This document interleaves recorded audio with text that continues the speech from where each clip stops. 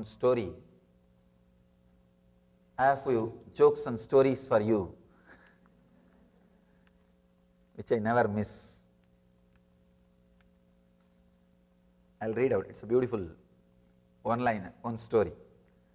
The owner of a hardware store is dismayed when a huge new hardware store opens up next door, erecting a large sign saying best deals. He is even more horrified with another huge hardware store opens up on the other side of his store, putting up even a larger sign saying lowest prices. The shopkeeper is panicked, then his spontaneity works. He has a bright idea. He puts a large sign over his own store saying main entrance.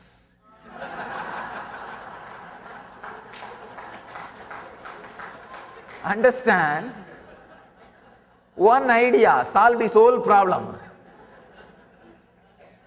I can say this one sutra can solve your whole problem. The problem which you have with experience and the experiencer. You also have two shops next to you, constantly bugging you, constantly nagging you. Many of our problems are from the object. Object not giving the quality of experience you wanted. That's one kind of problem. Means you think money will do something for you and that is not happening through the money. You think car will do something for you, that is not happening through the car. You think house will do something for you, that is not happening through that object. Understand? Car is useful to drive, home is useful to stay, refrigerator is useful to keep your food. But we have a wrong idea. All these things put together can give fulfillment to us. No. You cannot have fulfillment through that. So when you have the wrong expectation, the experience is not given by that object. That's one kind of problem. It's a preliminary level, first level. Second level problem, the same object which was giving the same experience which you really enjoy suddenly disappears, even though you are having the same object around you. This is the second subtle level problem. Third level problem, the same object not only not giving you the same joyful experience, giving you the negative experience. That is the third level problem. Patanjali beautifully solves all these three problems with this one sutra. Internalize this one sutra, meditate on this one sutra. Change your understanding on this one, based on this one sutra. The whole thing will be solved. Nothing needs to be bothered. Gunavaidrishinya. All you need to understand. You can see when you are in love, when your mind is supporting a particular person, suddenly you can see how your mind coins, even though you have some problems and complications, you go on arranging, no. He might have shouted at me yesterday, but he is very good at heart. No. He is not that kind of person. I think he was not in good mood yesterday. Your arguments, how you arrange your ideas inside, and how you justify yourself inside, because you feel some pleasure can be experienced through that person which you need. Very beautifully, one Upanishad says, you attract people in your life in the same frequency in which you are staying.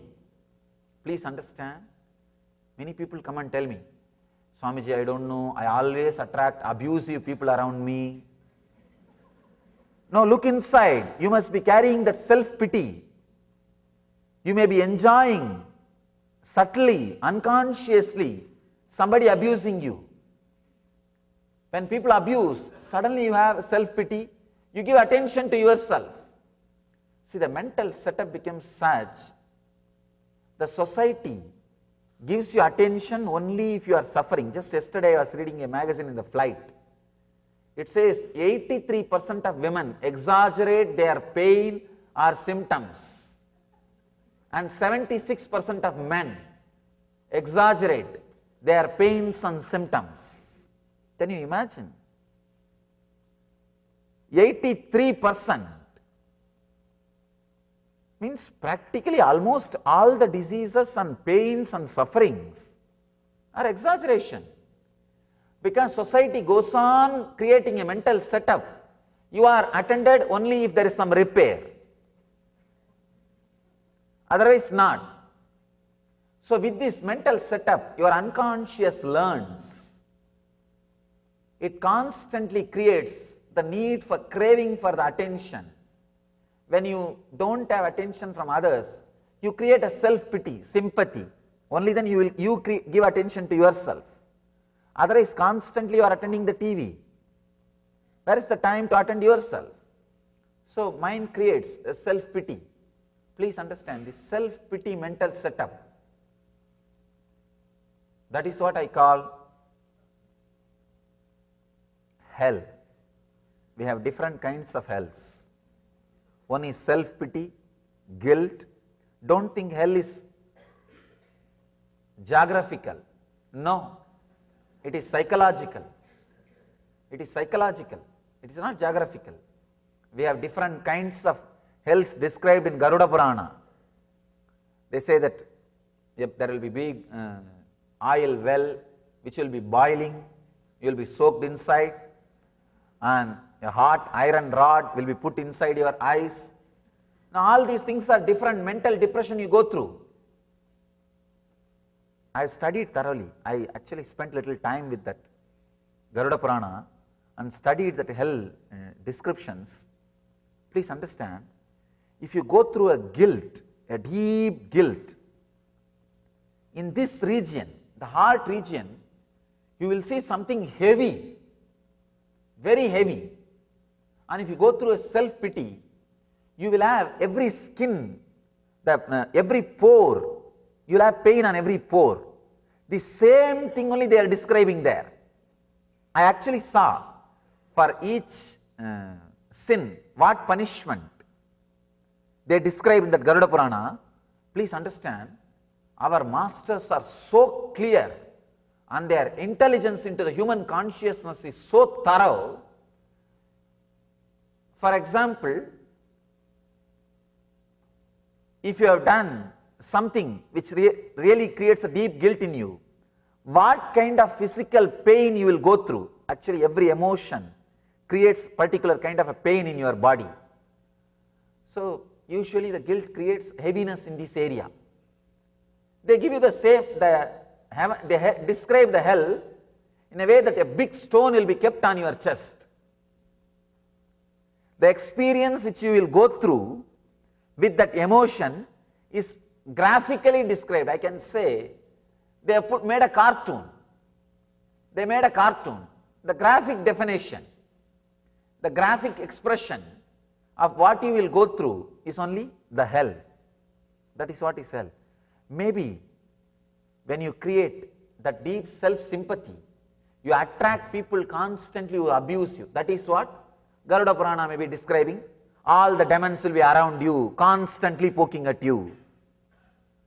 That is the hell that is the hell you will be put in if you create self-pity.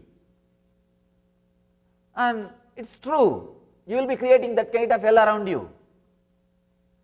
The first thing we need to understand, the first understanding which we need to have, Tripudi Bheda.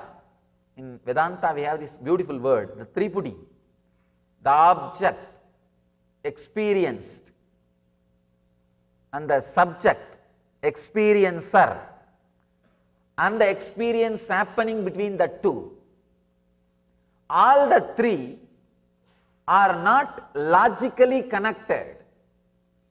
Please understand, they do not function with any particular logic. Today, one person may create particular emotion in you.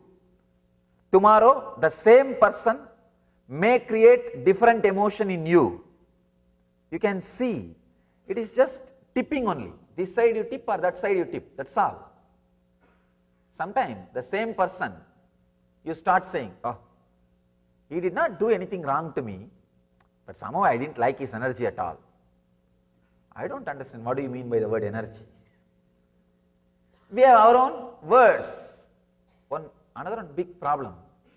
The moment you coin some words about some person, you have created a prison for you. After that, you will never be able to cross that word and have a direct connection with him. That's a huge problem. That's a big problem. Every day you will be facing in your life. The moment you create an idea about him, when you start creating idea, it may be very casual. It may be very casual. Afterwards you will see, you yourself will be bound by that idea. You yourself will be bound by that idea. And you go on and on and on and on building up that idea. We are all almost accountants in the life. First thing, you make an account. What is the profit or loss of his presence in my life? Then you create an idea. After that, you work with that idea. That's all. Please understand. Once you come to the conclusion, right, even if he is wrong, even if the situation is changed, you go on working with the same idea. If you think it is wrong, even if that person is going to add something to your life, you are not interested in looking at it. Not being open is the major problem we face in our life. Here, Patanjali solves that one problem very beautifully. He says, do not be attached to the experience happens in your being by particular person or by particular object. We are all accountants of our life. The big problem is we calculate with very less data. Very less data. First time you will be meeting that person, you have not even spent little time around him, you want to judge. I have seen. You just want to judge. You can't be, somehow the mind does not feel relaxed, settled without passing a judgment. Now that's a big problem. That's a very big problem we face. You can't be settled without passing a judgment about somebody. Whether it is positive or negative, you have to pass a judgment. You can't be just be aware, be fresh, alive, aware, move around. No, that is too much. That is too much. We want something to be done immediately. Accountant mind. Accountant mind. I have one more story for you.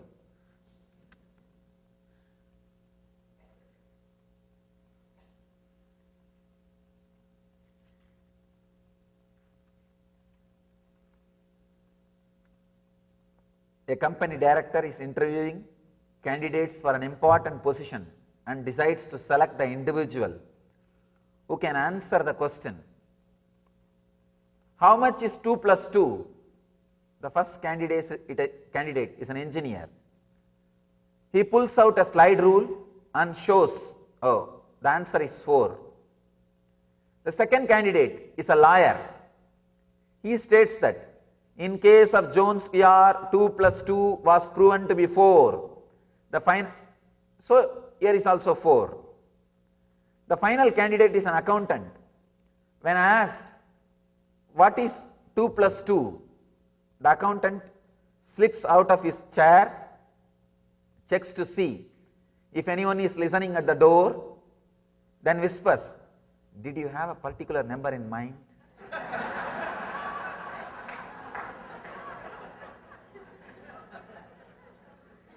Understand? We are all accountant, constantly trying to look inside, constantly trying to pass judgment, and we don't live with the reality. We don't look into the reality. That is what Patanjali says, Gunavaidrishinyam. He says, do not be attached to the qualities created by you, created inside you by some object or person. If you are attached, please understand, you can look inside your life. The same person sometimes creates so much joy in you, and you feel, God, I am so fortunate to have this person in my life. And you go on adding all the positive things about that person. You feel your whole life is heaven. You are in heaven. Everything is green, rosy, beautiful, joyful, enjoying. Suddenly you see, when that love is lost, when that connection is lost, when that touch is lost, you start building your arguments this side. Oh, no, how long I can be suffocating? It is too much, enough is enough. And moreover, the big problem is we have all these ready-made words inside us. All you need is just tip this side. All these words are waiting. No, really. I am so fortunate. People ask me, Swamiji, how do you work so many hours? If you see the website, you can see, if you see our website, every day somewhere or other I am speaking or conducting programs.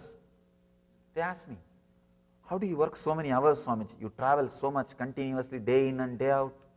Per year at least 100,000 miles I fly and 100,000 miles I drive. They ask me, how do you do? Only one reason. I am so fortunate to be born and brought up in an Indian village where I have not been taught all these big words. Too much is in my plate. I am swamped by work. I am stressed out. No, there is no difference between your inner space and my inner space. The only one difference. I am born and brought up in an Indian village. Fortunately, all these words are not taught to me. No, really, that is the only difference. Of course, cities of India has gone, that they are no more part of India. See, India is not a geographical land, it's way of life. Bharat is way of life. It is not just the land.